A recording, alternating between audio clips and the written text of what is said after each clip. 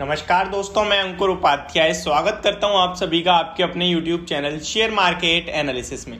दोस्तों बात करेंगे माइंडट्री के स्टॉक के बारे में। मिड कैप आईटी से फर्स्ट रिजल्ट्स आते हुए दिख रहे हैं जो कि काफ़ी अच्छे लग रहे हैं। पहले नंबर अगर मैं देख पा रहा हूं स्क्रीन पे तो माइंडट्री के बारे में बात करें तो स्टॉक आज के सेशन में आपको क्लोजिंग देता हुआ दिखाया लगभग 3323 रुपीज़ के लेवल्स पे 0.67% की गिरावट थी, लगभग 22 रुपये गिरकर बंद होता हुआ दिखाया। इसके रिजल्ट डिस्कस करूंगा तीन कहीं ना कहीं पैरामीटर्स पे। पहला ईयर ऑन ईयर बेसिस पे, दूसरा क्वार्टर ऑन क्वार्टर बेसिस पे, एंड थर्ड जो मोस्ट इंपॉर्टेंट होता है वो है मार्केट की एक्सपेक्टेशंस के सामने स्टॉक ने क्या रिजल्ट्स पेश करे हैं। देखिए क्वार्टर ऑन क्वार्टर बेसिस और ईयर ऑन ईयर बेसिस पे केवल आप ये देख सकते हैं कि लास्ट टाइम कैसा करा था और लास्ट ईयर कैसा करा था इसी क्वार्टर में। बाकी मेन होती है मार्केट की एक्सपेक्टेशंस की, बाजार क्या अनुमान लगा के चल रहा था, क्योंकि बाजार हम सबसे स्मार्ट है, आप सभी को पता है। बाजार को पता है कि ये सीजन इन कंपनीज के लिए अच्छा होता है तो वो एक्सपेक्टेशंस ज्यादा लगाएगा और उस पर अगर कंपनी खरी उतरेगी तभी वो परफॉर्म करेगा स्टॉक, अदरवाइज नहीं करेगा। अगर सीजन वीक है तो मार्केट को पता है, मार्केट ऑलरेडी अपनी एक्सपेक्टेशंस कम लेके जाएगा उसके साथ, और अगर एक्सपेक्टेशंस कम लेके जा रहा है और उससे भी कम आते हैं तभी नेगेटिव रिएक्शन आएगा, अदरवाइज स्टॉक के लिए पॉजिटिव रिएक्शन ही रहेगा। तो आपको पहली चीज हमेशा जो मार्केट में स्टॉक्स के रिजल्ट्स को लेकर देखनी होती है वो है कि मार्केट की एक्सपेक्टेशंस क्या थी। यहाँ पे काफी सारे ऐसे व्यूअर्स भी होंगे जिनके पास कुछ उल्टे सीधे स्टॉक्स होते हैं, लाइक पेनी स्टॉक या स्मॉल कैप। तो मार्केट ना हर स्टॉक पे अपनी एक्सपेक्टेशंस नहीं करता है। बड़े स्टॉक्स पे लार्जली जो blue chip large cap stocks होते हैं इन पे मार्केट के कुछ अनुमान होते हैं, एनालिस्ट के कुछ अनुमान होते हैं, ब्रोकरेज हाउसेस कुछ एक्सपेक्टेशंस करती हैं, तो वो उससे चेक करते हैं सिंपली। अभी मैं आप सभी के साथ माइंडट्री के स्टॉक्स को डिस्कस करता हूं एंड माइंडट्री के रिजल्ट्स को डिस्कस करता हूं। सबसे पहले बात करते हैं माइंडट्री के Q2 कंसोलिडेटेड नेट प्रॉफिट के बारे में। तो इसके बारे में बात करें तो 5.09 बिलियन रुपीस पे कंपनी का प्रॉफिट आता हुआ दिखा है। 4.72 बिलियन रुपीस से बढ़कर क्वार्टर ऑन क्वार्टर बेसिस पे।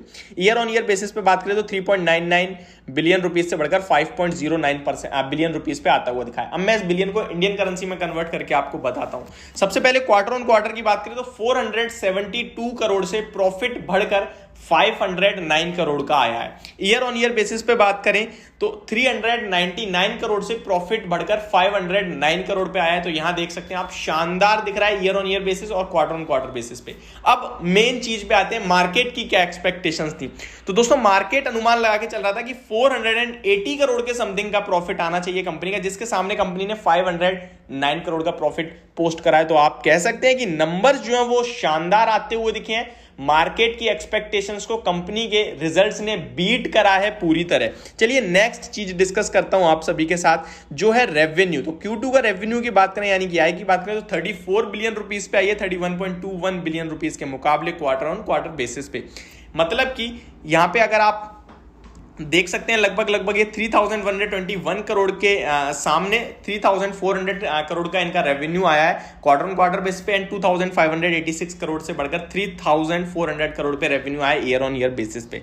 एबिट की बात करें तो 6.51 बिलियन रुपीस का आया है 5.98 बिलियन रुपीस से बढ़कर, और एबिट मार्जिन की बात करें तो 19.1% पे आए हैं 19.17% से घटकर। तो margin quarter on quarter base पे स्लाइटली कम हुए हैं। मुझे लगता है ये रिजल्ट्स को थम्स अप मिलना चाहिए बाजार की तरफ से, क्योंकि प्रॉफिट काफी अच्छा और काफी ज्यादा अच्छा दिख रहा है। लगभग मार्केट की एक्सपेक्टेशंस के सामने ऑलमोस्ट ये प्रॉफिट 5% अप है, तो मुझे अच्छा दिख रहा है प्रॉफिट। चलिए अब स्टॉक को डिस्कस कर लेते हैं कि कैसा स्टॉक, क्या व्यू बन रहा है स्टॉक को लेकर। मैं आपको बता दूं 2-4 दिन पहले ही मैंने इस स्टॉक को बाय रिकमेंड दिया था। जब मैंने मिड कैप आईटी स्टॉक में तो एक ही स्टॉक पिक करा था, वो माइंडट्री ही था, क्योंकि ये स्टॉक मुझे लगता है काफी अच्छा करेक्ट हो चुका है ऑलरेडी। और इन लेवल से बात करें तो स्टॉक में एक रेजिस्टेंस जरूर दिख रहा है मुझे यहाँ पे 3300 रुपीज के लगभग 3392 का हाई लगाया 12 सितंबर को स्टॉक ने, तो वो एक रेजिस्टेंस देखने को मिल रहा है। और जैसे ही वो स्टॉक निकालेगा तो ऊपर में स्टॉक 3550 तक ऊपर में जा सकता है इजीली।